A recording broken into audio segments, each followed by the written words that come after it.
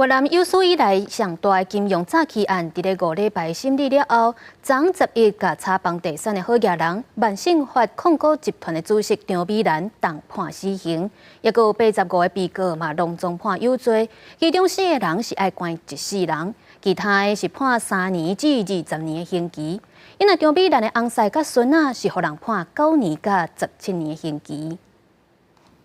越南总书记翁富中所主导的扫毒贪腐运动烈火熔炉，处理西贡房地产大头家万盛发控股集团主席张美兰金额175亿美金的金融诈欺案，该前无共时全部公开透明，搁罕见互媒体详细追踪报道。5礼拜定审，团团2700证人出动10个检察官加将近200律师，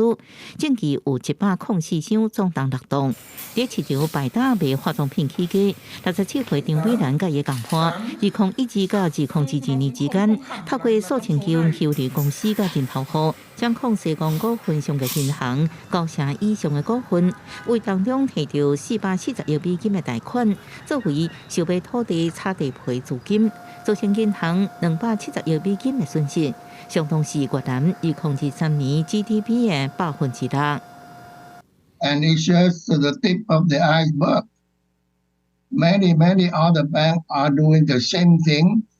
maybe to a lesser extent. 检方指出，自2019年1月开始3年时间，这个全国的好业人爱司机去银行领108条越南盾的现金，藏伫家己厝的地下室。这么大的金额，就算全部用越南上大名义的钱来算，也有2栋栋。为确保贷款无被审查，也有大手笔送乌西钱。前永恒首席检察员就因为收500万美金的乌西钱，被判无期徒刑。张美兰甲前永恒官员、前政府官员甲西贡股份上级银行等85个被告，互检方以乌西滥用权利、滥用资金甲违反银行法这罪名起诉，互这民事人民法院在伊对张美兰处死刑的弹劾。共案的被告也全部有罪，4人被判终身监禁，其他刑期为3年到20年。张美兰的先生甲查某孙分别判9年甲17年徒刑。公视新闻王慧文编译。